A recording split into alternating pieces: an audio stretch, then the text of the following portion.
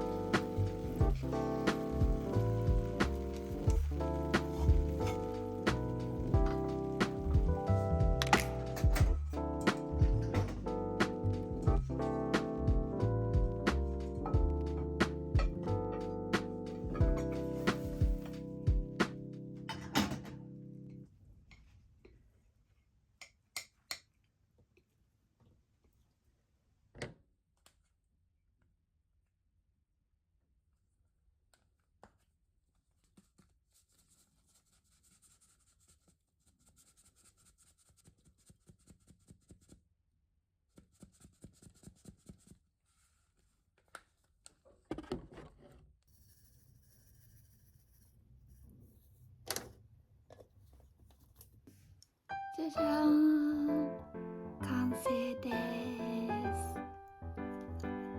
す。めっちゃうまくないですか、卵。いや、本当にこういうなんか爆弾みたいなご飯が一番美味しいんですよ。やばっ。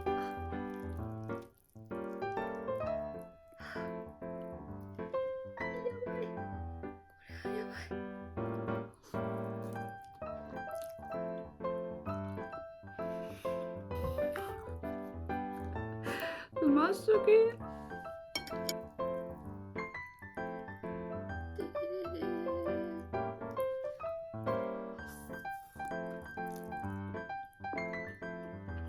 の実物を密かに置いていた。お前が持っているのもそれだ。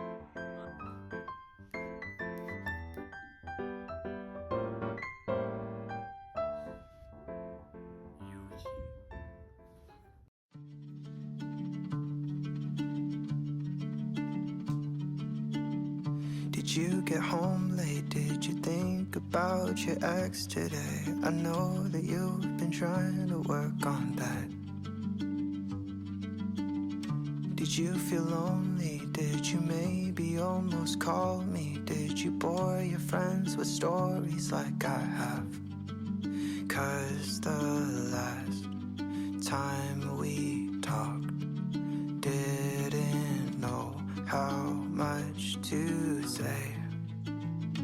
You said maybe we should talk less. It's more than not at all.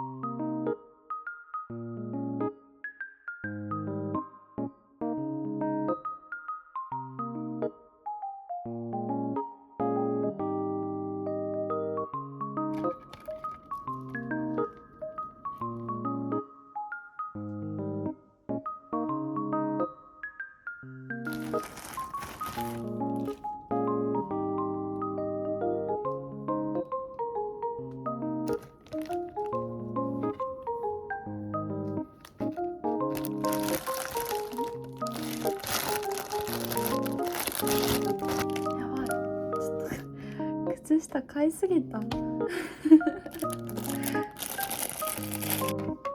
は2足ずつで、こっちは1足ずつ。でもちょっとこれ生地薄いかも。ちょっと指つけてみよう。じゃあ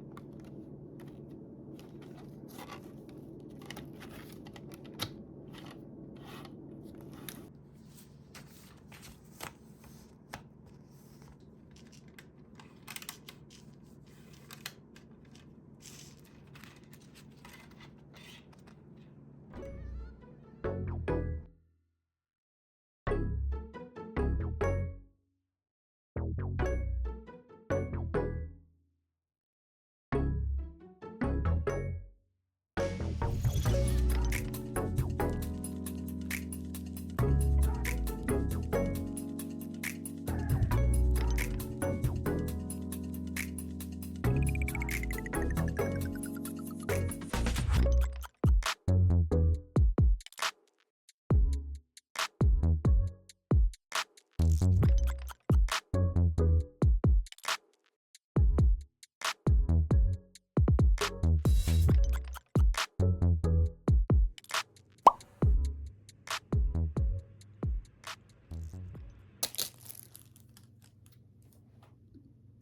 are two pictures.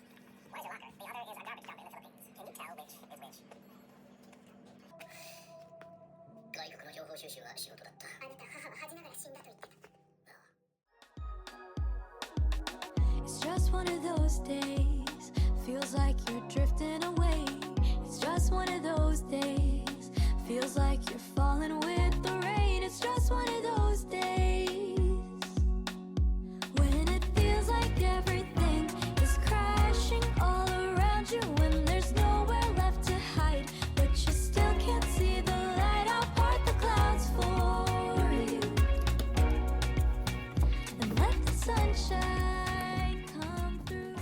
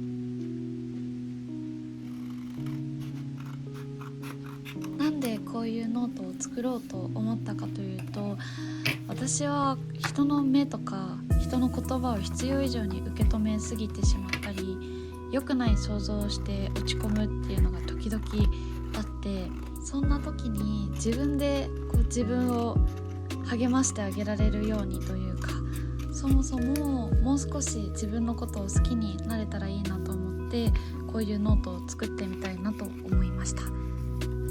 私は昔から人のことを気にして落ち込みやすかったかというと、そうじゃなくて、むしろもともとすごい自信家で目立ちたがりなタイプでした。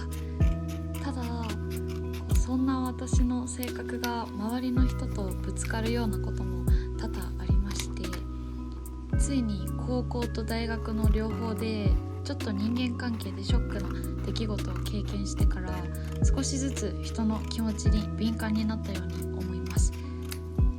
それと同時期に自分や人の感情を深く言語化する授業を受けていたこともあって、さらに人への想像力や語彙力っていうのが豊かになってしまいました。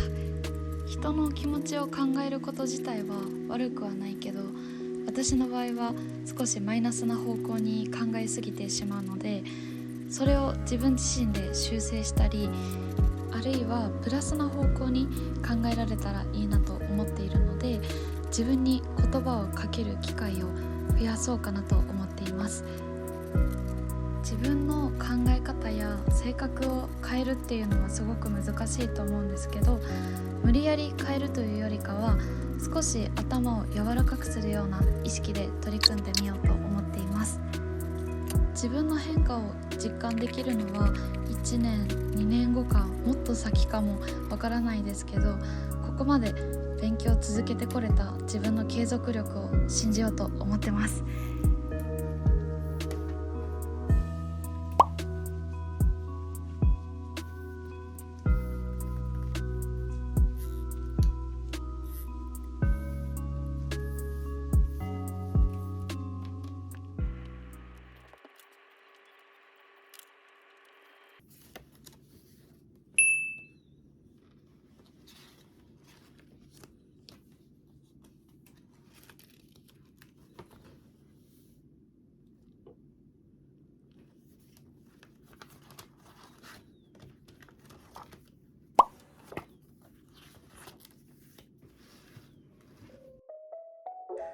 まずは7つの習慣ですね。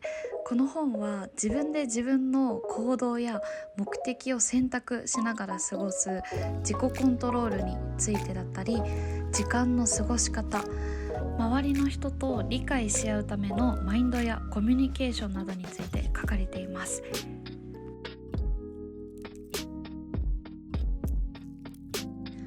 それからフロムの愛するということ、これも面白かったです。この本では愛するとはどのようなことか、そして愛することができるようになるためにはどのようにしたらいいのかについて書かれています。私がもっと人に優しくありたいとか、周りの人に惜しみなく愛情を注げる人になりたいって思っているので、この本の内容はたくさん読んで吸収したいなと思っています。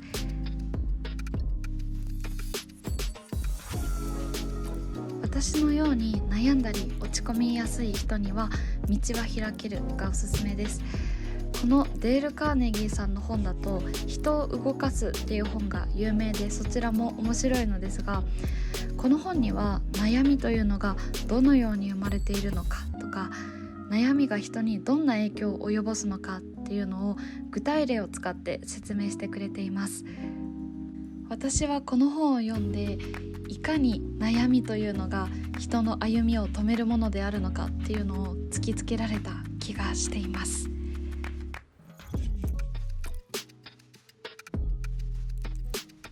あと最後に、生きる上での心構えとか精神論についてはこの本がおすすめです。